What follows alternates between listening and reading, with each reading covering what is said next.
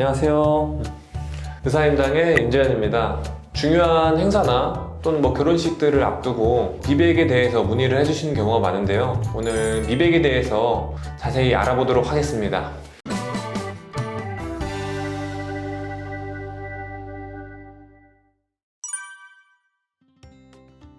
치아 변색은 자연스럽게 나이가 들면서 조금씩 더 어두워지기도 하고요. 하나의 주름살이 생기는 것 같은 노화의 현상이기도 해요. 또 하나는 이제 착색이 심한 음식을 섭취하실 때 이렇게 될 수가 있는데 보통 알고 계신 것처럼 무슨 커피, 홍차, 녹차 아니면 카레 이런 음식들이 대표적인 착색을 유발할 수 있는 음식들이고요. 또 혹시 흡연하시는 분들은 니코틴에 의한 착색도 많습니다.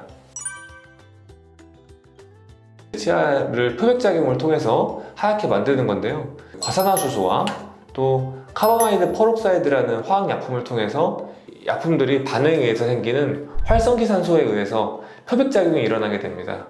그래서 노랬던 치아가 하얗게 변하게 되는 거죠. 이해하시기 어렵다면 저희가 빨래할 때도 표백작용이 있고, 또 저희가 염색에도 많이 비유를 하는데 염색할 때도 탈색을 하잖아요. 어떻게 보면 같은 원리라고 보시면 되겠습니다. 이거는 사실 개인차가 있어요. 저도 이거는 비유해서 설명을 많이 드리는데요. 염색 한 번씩쯤은 해보셨을 텐데 똑같이 염색을 해도 어떤 사람은 좀 더 밝게 나오고 어떤 사람은 좀 더 밝게 나오지 않고 어둡게 나오고 개인차가 있습니다. 치아도 마찬가지예요. 치아도 똑같은 방법으로 똑같은 시간에 이제 미백을 한다고 해서 똑같은 결과가 나오는 건 아닙니다. 하지만 횟수를 늘릴수록 무조건 한 단계씩 밝아집니다. 그래서 이거는 개인 취향도 들어가고 또 개인마다 밝아지는 양도 다르기 때문에 기본적으로 저는 원데이 미백 하루에 3회 정도 하는 시술을 먼저 권해드리고, 그 이후에는 좀 취향에 맞춰서 좀 더 밝게 하고 싶다 하면은 또 몇 회 정도 더 하게 되면은 그 이상으로 당연히 밝아지게 됩니다. 유지 기간은 이제 이것도 당연히 개인차가 있는 건데요. 착색되는 카레나 커피나 흡연이나 이런 것들을 좀 습관적으로 많이 하시는 분들은 더 유지기간이 짧게 되겠죠. 짧게는 한 3개월 정도만 해도 좀 원래의 색대로 돌아오는 분도 계세요. 근데 이제 유지만 잘 하신다면은 6개월 이상, 길게는 1년까지도 가는 경우도 봅니다. 미백 후 부작용은 가장 많이 얘기하는 거는 이제 시림 증상이에요. 미백을 하고 나서 이가 시려졌다.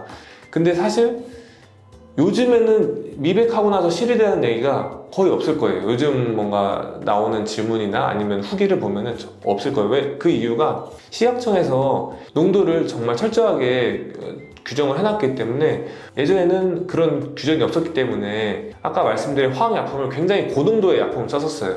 그렇기 때문에 효과는 좋을지 몰라도 이 실임 증상이 굉장히 큰 부작용으로 왔었던 거죠. 근데 이제 그런 문제들이 대두되다 보니까 식약처에서 이제 그 농도를 굉장히 타이트하게 적용을 해놨기 때문에 지금은 사실 매우 저농도로 미백을 하고 있다고 보시면 됩니다. 효과는 오히려 옛날에 비해서 좀 떨어질 수 있어요. 왜냐면 농도가 그만큼 약하기 때문에. 하지만 그만큼 안전하게 미백을 받으실 수 있다는 점 알고 계시면 되겠습니다.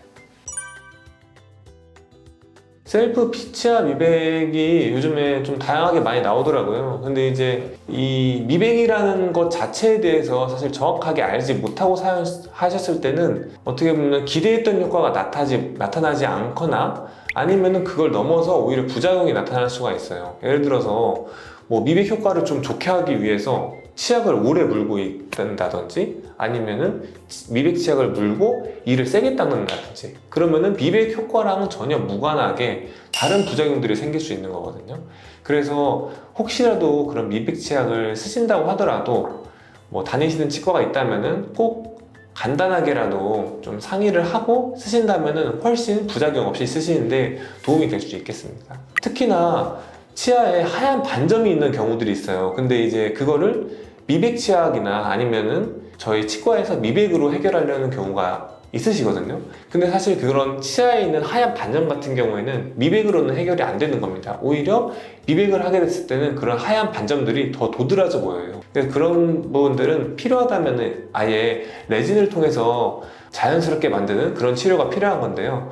이것도 당연히 전문가의 상담이 먼저 선행돼야 되겠습니다. 네, 지금까지 치아 미백에 대해서 알아보았는데요. 치아 미백에 대해서 궁금하셨던 여러분들이었다면 도움이 되셨기를 바랍니다. 오늘 영상이 도움이 되셨다면 구독과 좋아요 부탁드립니다.